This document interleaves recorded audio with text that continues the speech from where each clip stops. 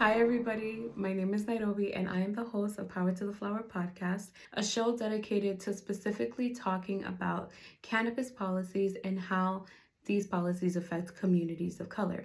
Now, for this episode, I'm going to be talking about state policy. And if you remember last episode, if you've been tuning in, you know that we were talking about federal policy. The time before that, we talked about the intro to this pod and what the point of this podcast really even is about. So, keeping in line with the purpose of what we're doing here, which is just expanding the conversation on cannabis policy and really getting people to understand why we even have laws in the first place that govern how we consume. I wanted to really focus on today the politics of public consumption. And if you know anything about smoking in public, in the state of Massachusetts, for example, it's illegal. But in a state like New York, it's not really all that illegal, depending on where you smoke. Understanding public consumption laws. Okay, so we know that this is a huge undertaking to really even just go on the internet and just search what the laws on consumption are in your state. And if you're curious because you're going to visit another state, for example, I'm going to be flying out to Michigan in a couple weeks, right? So I want to know, is Michigan a state that's legal where I can consume? Not just can I consume marijuana, but can I purchase it? Can I also consume freely in public? Are there places that are prohibited? Those are the types of questions that you would want to search on the internet if you're going to go to a place to visit, right? In the United States or even somewhere else outside of the States. But if the answer is weird and finicky and you don't even know what is like legal, because sometimes it's like, okay, I can smoke outside, but I guess I can't smoke at a park. I mean, that makes sense because you don't want to smoke next to children, right? Like states like Minnesota prohibit the smoking next to children for obvious reasons because we don't want to get children high, right? We don't want to do that. That's not safe consumption for anyone. It's not safe consumption for me because I'm not safely or enjoyably enjoying my own consumption experience, but it's also putting a child's health at risk. And as a member of the public, I don't condone any sense of putting people at risk, but I definitely think that as a consumer and someone who's a part of this market in more ways than one, it's helpful and beneficial to have centralized spaces where consumption is allowed, even freely in public, right? Perfect example, if I want to go walk my dog, right? There are literal joints that are called dog walkers. But if I can't smoke my joints called dog walkers while walking my dog, it almost seems like false advertisement. But that's no fault on the company itself. It's more like whatever the state permits. And there you have it. When we're talking about public consumption, we have to understand who's in charge. Who are the people that make these policies, these rules and regulations? And I'm going to say it like I said it last time. It's always the government. Okay? In this particular case, when cannabis policy was passed in the state of Massachusetts, it was the legislators who made it so, right? And the governor signed that bill and made it so that we could freely smoke cannabis and have a market here. But we can't necessarily freely do that because there's no place for us to do so. Because there's not a designated area where we can smoke, at least right now legally in the state of Massachusetts, it becomes a little bit of a barrier, right? Like you don't know where you can smoke.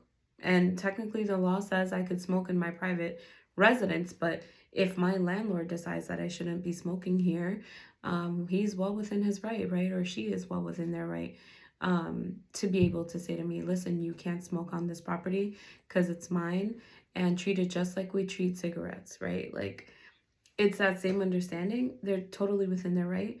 But the problem is then, okay, some people have privilege and others don't. And then you're talking about access to cannabis. We have other things to consider, such as like, if I don't live in a private residence and I live in public housing, how does that affect my consumption experience? How does that affect, if I'm able to consume in my home or not?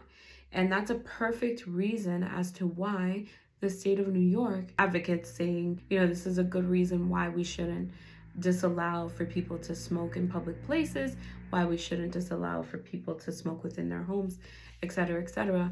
But if you're smoking on federal property, or if you have federal housing in any capacity, whether it's subsidized housing, if you're living in the P's, if you're living in like, Section 8 or whatever. Those type of circumstantial things mean for you that you are not able to smoke at home. So in a state of Massachusetts, again, we're left with, where can we consume?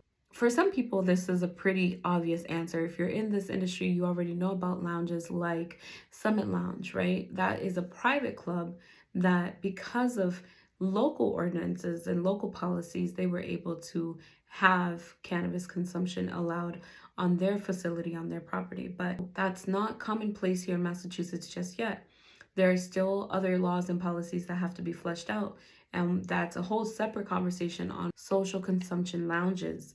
But when it comes to public consumption, the need for us to be able to smoke freely should also be an option, right, for consumers within public, within, I would say, respectable grounds and domains, right? Not just within parks or whatever, but you want to be able to, like I said earlier, if you're walking your dog, you should be able to walk your dog and smoke a joint. Why not? It's like walking your dog and smoking a cigarette. And that's the policy that New York has in their state, to be able to smoke a joint or cannabis anywhere tobacco is legal. So, pretty cool stuff. We're getting into the weeds of it. I can't help it. There's so many puns that I can go with on this podcast, but you're going to be hearing me say that one a lot because it's the nature of things. And so the problem is presented. In a state like Massachusetts, there is not a place where we can designatedly say, yes, you can smoke here, right? Not yet anyway. Until consumption lounges become a thing, we're not necessarily able to do that. But in a state of like New York, where you can smoke anywhere tobacco is permitted, you got a little wiggle room. But New York also allows for social consumption lounges as a license type in their license offering. So there's a little bit of two best, a little bit of the best of both worlds is what I'm trying to say. I don't really know. English is not my first language, but we're going to work with it. Okay. So the other thing to consider here is that we have two regulatory bodies. We're talking about who sets the tone, who's able to, change these policies, who's able to regulate them. We had the legislators who were able to create the policies, right, and make the legislation both in New York and in Massachusetts. But what we also have are regulators. The regulators are the ones that tell us how we can play the game. And it's not really a game, but if you're thinking about a game, it's like the rule makers, right? It's the ones who are making sure nobody's cheating in the game. And in the game of cannabis, you have commissioners, right? You have commissioners in New York and the New York State Cannabis Control Board, which is equivalent to the Massachusetts Cannabis Control Commission. You have commissioners that sort of serve and manage the landscape of this rule game making situation.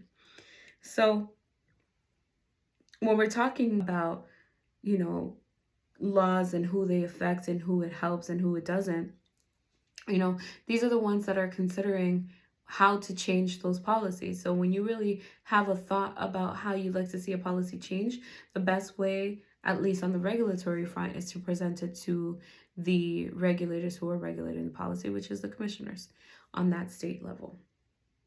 So both of these two regulatory bodies had a lot of,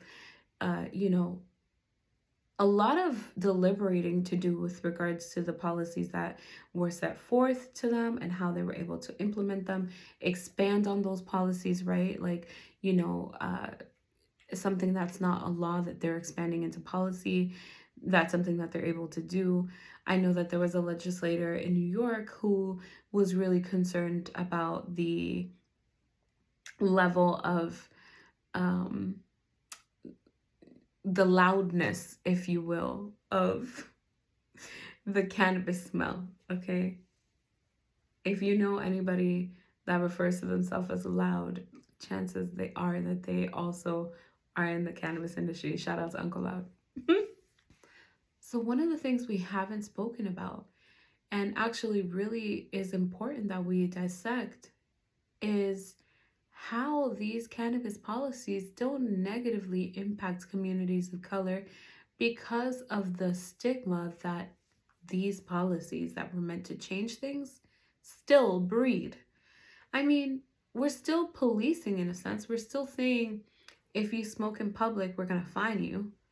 I mean, if that's the law, that's the law. But then you're creating a new statistic of people, right, that are negatively impacted for their consumption choices. So if we're limited in our options, people will have to find ways to be able to consume. And sometimes those ways may be against what the law says. So again, if you're creating a market, you have to be able to solve the issue of where can consumers enjoy the products that they purchase. And I know it's not a simple, task, and it's certainly not easy for regulators who have a difficult regulatory framework that they have to support and sustain and be able to implement both, on the state level, but across all of these different municipalities who might object differently or whatever. I know that's difficult. I also know it's difficult because there are challenges that, we're not really even talking about for regulators, like limited resources of changing things, like maybe not having enough staff to do adequate research on certain things, or enforcement of some of these laws and how to really change them to address them. Like those are things that are real and exist within the regulatory space. So I want to give credence to that. But I definitely think that there's a level of acknowledgement that has to be had about how these policies are still looking at our communities and saying, look, you can do this, but now there's still trouble for you. So like the other thing is we haven't really properly educated the public if some people are consuming in public without knowing what their fines are, right? So those are the type of things that really have to be pushed when it comes out of, a regulatory lens and a regulatory perspective. But I definitely think that there's ability for us to do so as a collective, right? A part of it is doing things like this, like educating each other on what the policies are so that we can decide whether or not we want to change those things or revisit those things, whether now or in the future, right? Maybe there's more research to be done. Maybe there's more encouragement for people to understand, that there's a need for spaces for us to really enjoy ourselves with, right? That doesn't feel so like sneaky. That's the thing. We don't want to be sneaky. Nobody who consumes cannabis at this day and age wants to be sneaky. Are you kidding me? It's 2023. If I can be public about my queerness, I can be public about my desire to smoke weed. So I'm well within my right as a 21-year-old woman who lives in a legal, recreational state to be able to say that. So I shouldn't feel stigmatized when I, want to consume. And that's not just for me. I know I'm not the only consumer who thinks that way. And so now that I think that way, and I'm also interpreting the law in such a way where I'm like, this doesn't make sense.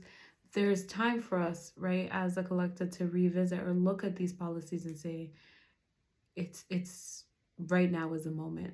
We all have to look and say, what is next for us on this particular issue? Are we going to move forward with one form of consumption over another? Are we going to be a little bit more flexible about where people can consume? Are we even going to look to see, how do we create spaces for people to just enjoy their own cannabis experience? Those are things that we have to think about, not just on a policy perspective, but, on a regulatory lens. We're thinking about it on a community level. We have to think about it in, as a consumer. So yeah, all of these different perspectives all in one is what brings us to this point right here. What is next for us? What is next for us on public consumption? Are we changing things? Are things staying the same? Are we revisiting? Are we looking at other states to compare how our model in Massachusetts can improve? Or Are we having further conversations about how we solve the issue of needing, a space for consumers to freely enjoy themselves? So if you're a consumer and you're just like me, kind of like, ugh, wishing you had a place to go to, wishing you could just consume without feeling weird about going outside for a walk and also wanting to smoke weed. Like, if you're one of those people and you want to change things, here's how you do it. Well, first and foremost, write a letter to the regulatory arm. Like I said, in New York, we have the New York Cannabis Control Board. In Massachusetts, we have the Massachusetts Cannabis Commission, right? So all of these different arms, they're different in depending on where you live. And in some places, you might not even have that because cannabis isn't even legal in your state. But there's still a way that you can make a difference. The thing I would suggest is write a letter to your governor, okay? To your governor, our governor collectively, because if you live in Massachusetts, we have the same governor.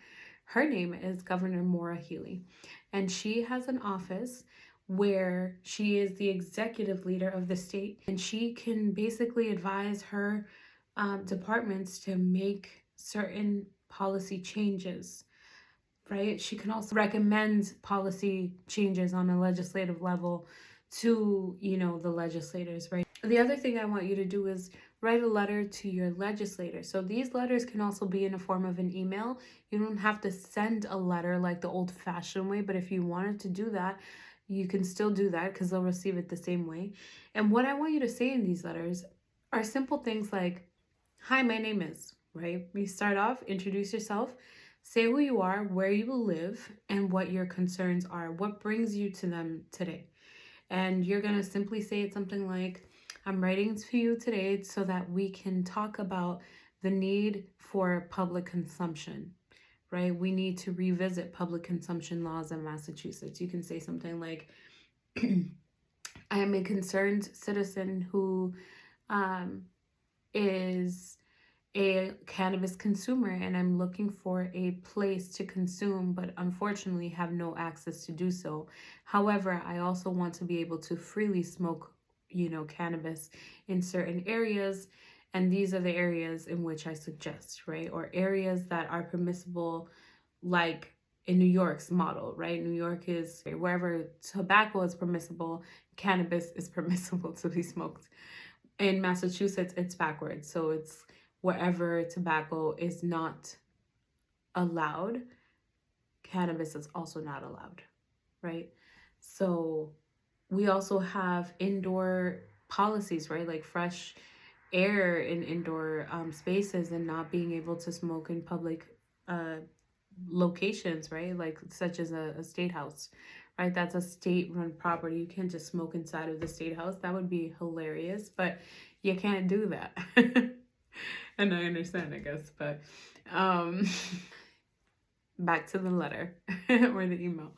You can send something as simple as like, I'm looking to see if we can update policies on public consumption due to the fact that my abilities to smoke in a place that is outside of my home are limited, and the state does not currently allow for policies.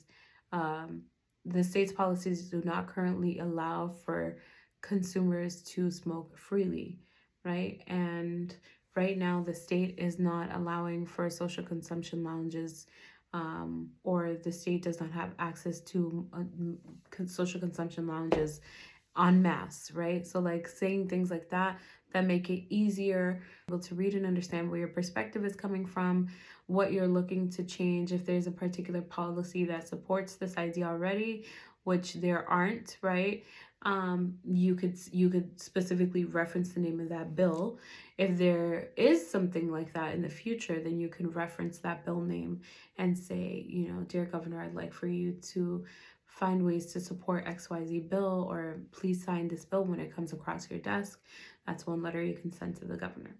The other letters or emails you can send are to your state reps and your state senators. They're the ones that are able to change legislative law, right? So we can even ask them to write up a bill on behalf of us, their citizen in their district or their constituent in their district, and say, look, please write this bill on behalf of me and XYZ other people. If you have lists of those people and they're signing a petition, you can also present that petition and just say, look, we are people who are concerned about this and we want to be able to start this bill, change things around, right? And if you're not necessarily looking to change bills or laws, that's okay too. You can also say something like, I'm looking to see what, you can do about advocating for policies that are more friendly to cannabis consumers and having the space to consume. And social consumption lounges are totally legal in Massachusetts, but the problem is we don't have them yet, right? Because those licenses have not been available for people to apply to yet, right? And when they are, that's going to be great.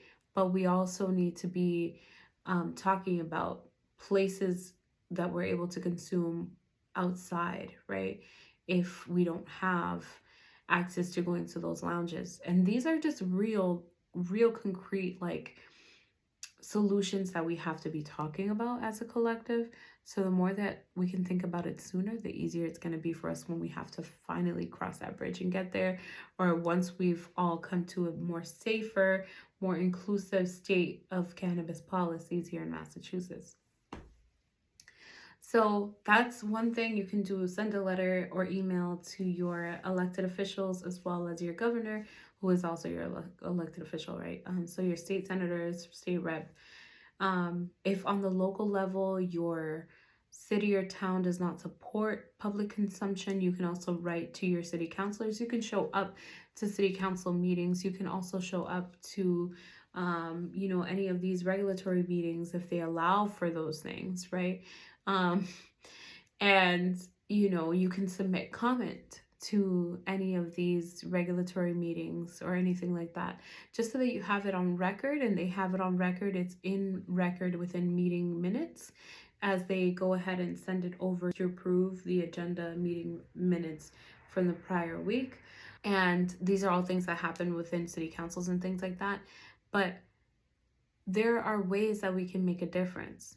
But also share these videos, share knowledge of source of information to the people that also partake in the same type of activities that you do, because there may actually be some thought that goes into this and you're just like, wait, I didn't think about that before, or you know what, I wasn't really thinking about this like that before this conversation, but now I see it that way and I support that, right? So whether it's that or whether it's something else, we want to be able to kind of keep having discussions, but that are rooted in knowledge, rooted in sources that come from direct information that's representative of our communities. We want to be able to do all of these things and also be resources to one another. So if there's something that I was missing that you think is more helpful to this conversation, please write to me. Please let me know. Send me a DM, send me a private message.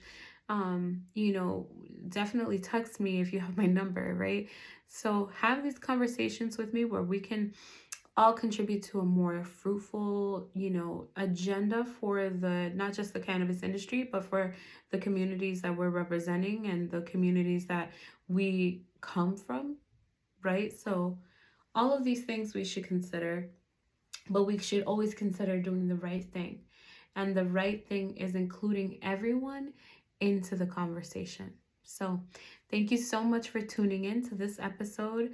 I hope that next week you join me a little bit into talking about entrepreneurship. We talked about social consumption and how that's a license type, right?